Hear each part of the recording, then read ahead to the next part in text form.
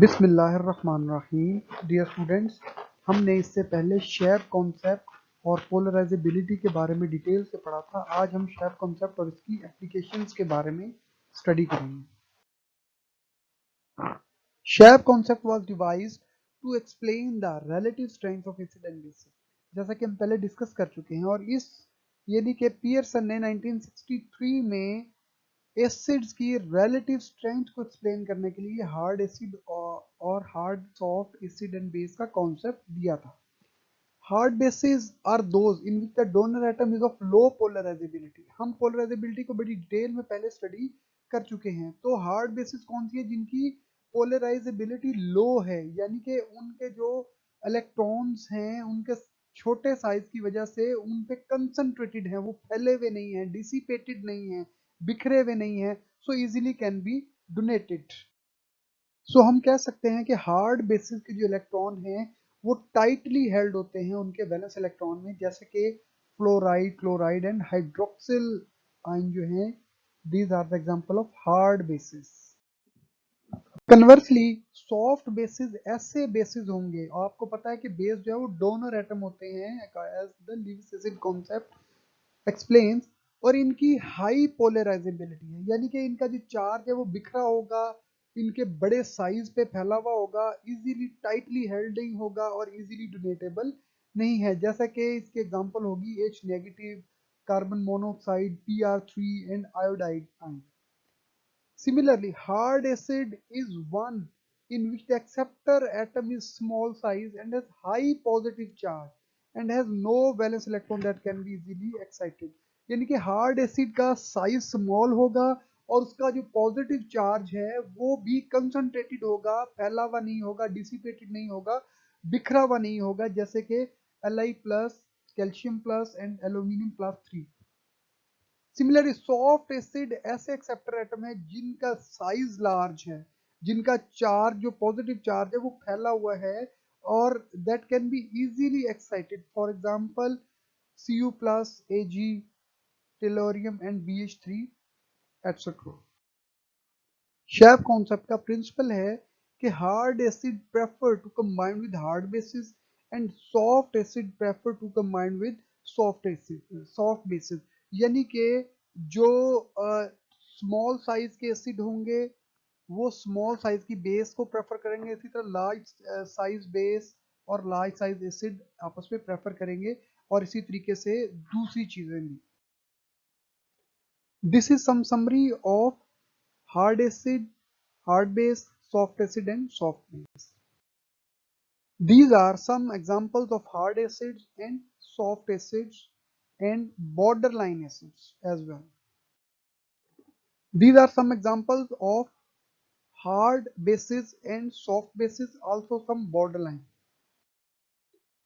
यहाँ पे एक मेथड को डिस्क्राइब किया गया है कि हम कैसे किसी भी एसिड या बेस को सॉफ्ट या हार्ड करार दे सकते हैं। जैसे कि आपको ये एक रिएक्शन नजर आ रहा है यहाँ पे CH3Hg पॉजिटिव, ये it is very soft acid, जबकि H पॉजिटिव जो है it is very hard acid.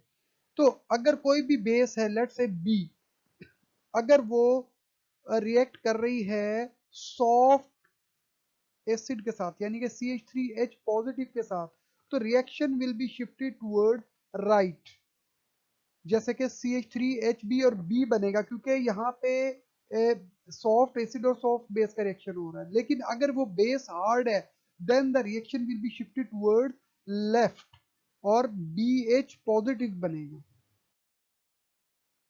This is some explanation of the elements in periodic table. So yellow are hard acids and base, while red are soft acid and base, and blue are intermediate. Now we discuss some common feature of hard and soft acids. देखिए, hard acid ऐसे acids हैं जिन पे positive charge बहुत concentrated है।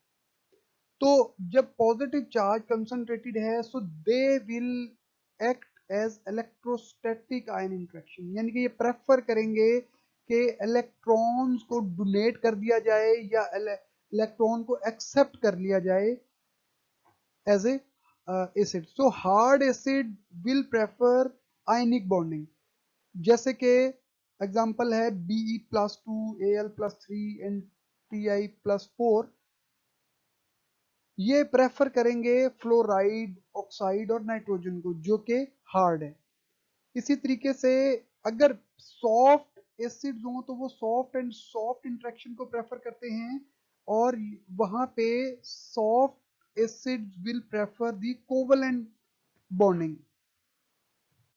Number 2, जो कि अनचार्ज ligand यानी कि सॉफ्ट बेसिस होंगी, यानी कि कार्बन मोनोऑक्साइड. अब इन पे चार्ज डिसिपेटेड है, they are very polarizable charge, ठीक है. या ओलेफिन्स, इनमें डबल बॉन्ड होता है, डबल बॉन्ड कंटेनिंग कंपाउंड को हम ओलेफिन कहते हैं. एसिटाइलिन्स हम triple bond CH, triple bond CH को हम एसिटाइलिन कहते हैं. और एरोमेटिक यानी कि ऐसे कंपाउंड जिनमें बेंजीन रिंग होता है. तो यहाँ पे चूंकि फुल इलेक्ट्रॉन पेयर नहीं है डोनेट करने के लिए, ये सॉफ्ट बेसिस हैं.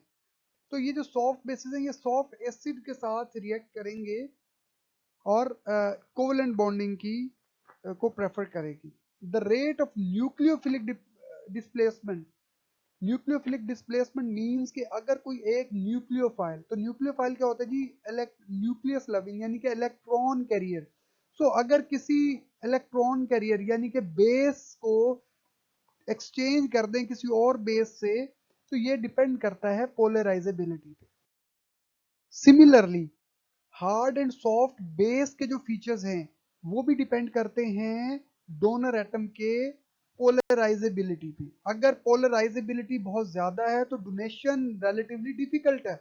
अगर पोलराइजेबिलिटी कम है तो इलेक्ट्रॉन्स टाइटली हेल्ड हैं और इजीली डोनेटेबल होते हैं.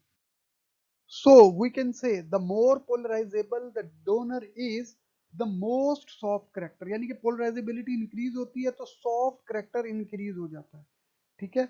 और and a decrease in electronegativity will increase the polarizability. electronegativity अपनी तरफ इलेक्ट्रॉन पेयर्स को, आउटर इलेक्ट्रॉन को खींचने की सलाहियत होती है. तो अगर इलेक्ट्रोनेगेटिविटी हाई है तो वो इलेक्ट्रॉन्स को अपने दूर जाने से रोकेगी, पोलराइजेबिलिटी कम हो जाएगी. हम एक इलेक्ट्रॉन पेयर डोनर को लिगेंड कहते हैं जब वो कोऑर्डिनेट कोवेलेंट बॉन्ड बनाता है. तो एक अच्छा लिगेंड क्या होगा कि हाई पोलराइजेबल हो, और फिर इसके साथ साथ उसमें कुछ एम्प्टी ऑर्बिटल्स हों जिनमें वो D electrons from the acceptor को अकोमोडेट भी कर सके. इसी तरीके से extreme softness is connected with the presence of p orbitals of particularly favourable energy, यानी कि p ऑर्बिटल्स की वजह से सॉफ्टनेस इंक्रीज हो जाती है. The soft ligands like the hard ligands tend to flock together, यानी कि अगर सॉफ्ट लिगेंड्स कहीं मौजूद हैं तो वो अपने आप को इकट्ठा कर लेंगे, फ्लॉक कर लेंगे, एक दूसरे को एग्रीगेट बना लेंगे. जैसा कि हमने कहा कि soft acid will react with soft base and hard acid will prefer the hard base. So जो कम्प्लेक्सेस लाइक के बने होंगे, यानी कि सॉफ्ट एसिड और सॉफ्ट बेस के होंगे या हार्ड एसिड हार्ड बेस के होंगे, they will be more stable. जैसे कि एक एग्जांपल है AgI2 नेगेटिव. ये एक स्टेबल कंपाउंड है, जबकि AgF2 negative is not stable. इसकी रीजन है कि जी सिल्वर जो है Ag is a soft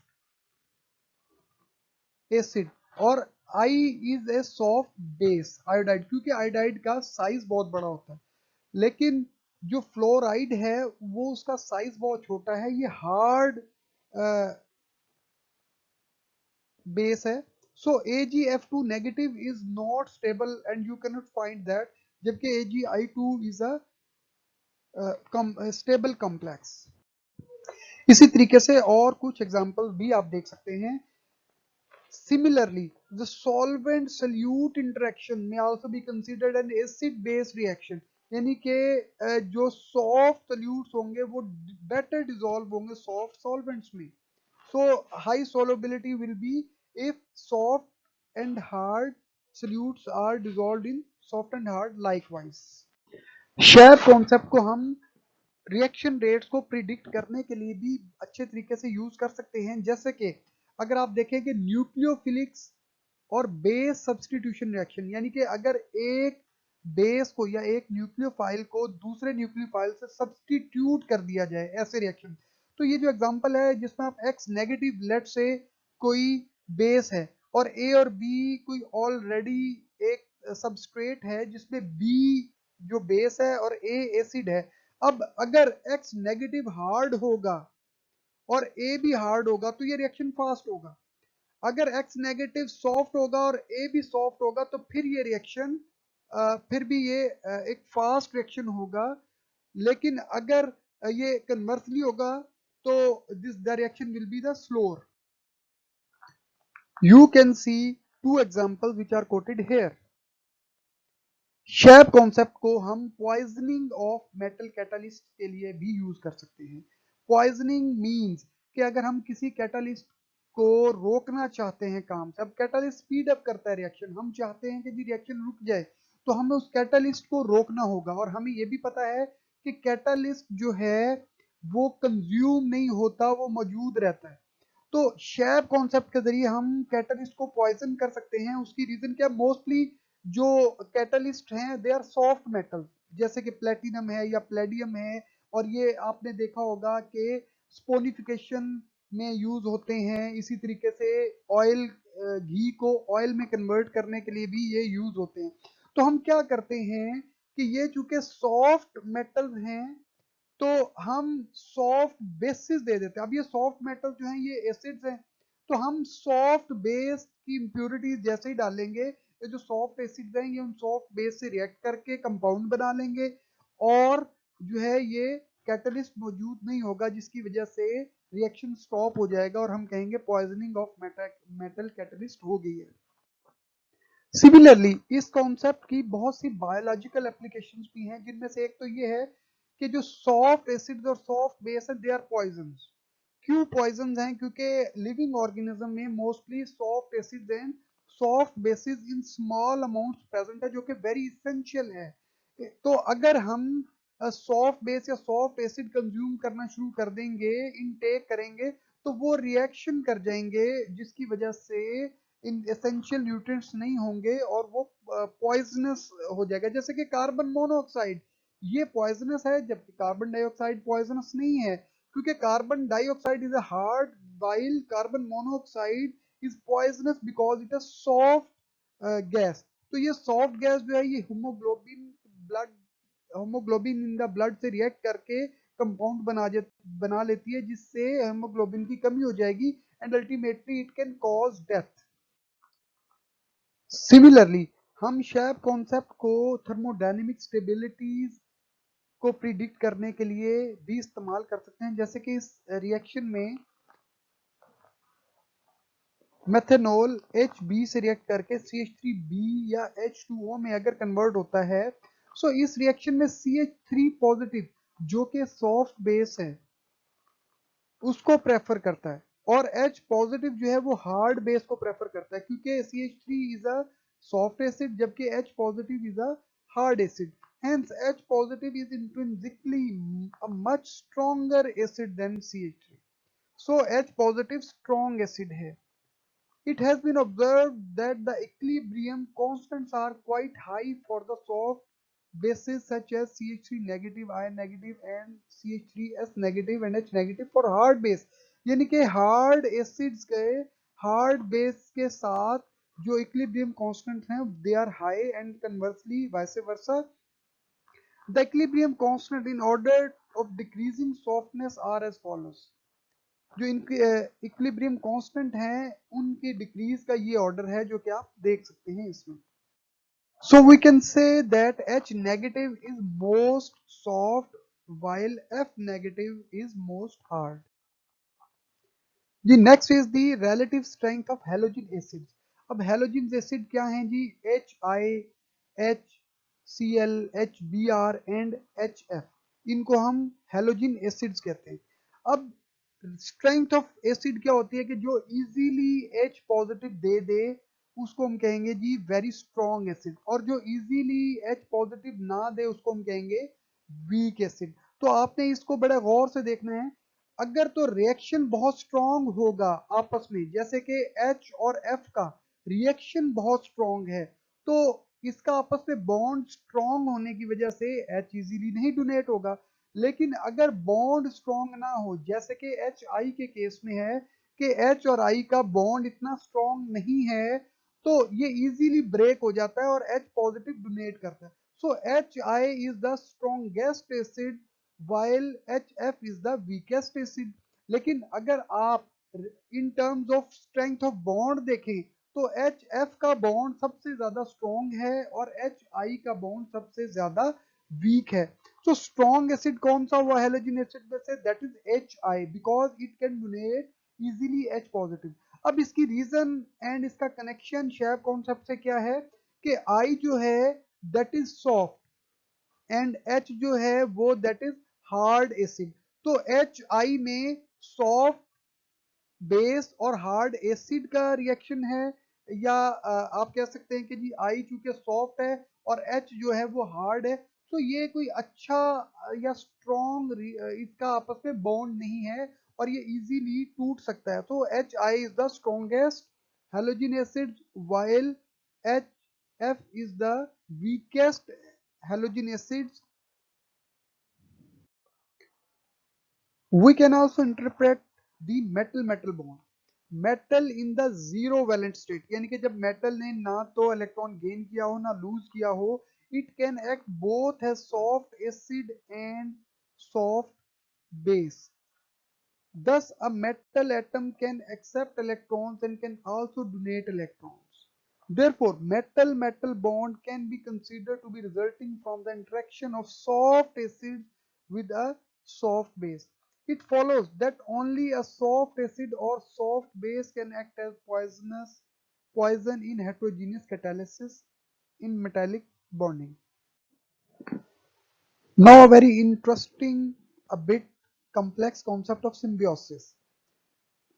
The hardness and softness of an acid or base site is not an inherent property of particular atom। यानी कि ये जरूरी नहीं है कि कोई सॉफ्ट है तो वो सॉफ्ट ही रहेगा और हार्ड हार्ड ही रहेगा, बल्कि अगर कोई ऐसा सब्सटीट्यूएंट लग जाए, कोई एटम उसके साथ ऐसा जुड़ जाए तो वो उसकी पोलराइजेबिलिटी को इफेक्ट कर दे, तो फिर ये कॉन्सेप्ट डिफरेंट भी हो सकता है। जैसा कि बोरॉन के केस में अगर ये BF3 हो तो हार्ड एसिड है, और अगर BH3 हो तो सॉफ्ट एसिड है, यानी कि H और F के लगने की वजह से ये हार्ड और सॉफ्ट हो गया, क्योंकि बोरान जो है ये बॉर्डर लाइन होता है। तो अब ये देखें कि अगर BF3 है, क्योंकि ये BF3 हार्ड है तो ये F नेगेटिव को प्रेफर करेगा और BF4 बनाने को प्रेफर करेगा। इसी तरीके से BH3 जो है ये H पॉजिटिव H नेगेटिव को प्रेफर करेगा ताकि BH4 नेगेटिव बना सके। तो अगर कोई कंपिटेटिव रिएक्शन हो जिसमें BF3H नेगेटिव हो और BF3F नेगेटिव हो, तो जैसे इनको मौका मिलेगा ये एक्सचेंज कर लेंगे, यानी कि BF3H negative will convert into BF4 negative और BH3F negative will convert into BH4 negative, क्योंकि on the base of hard and soft nature of acid and base. तो इसी कॉन्सेप्ट को जॉर्जिनसन ने 1968 में सिम्बियोसिस कहा। Dear students, any question regarding SHAP concept and its application, you can send me the questions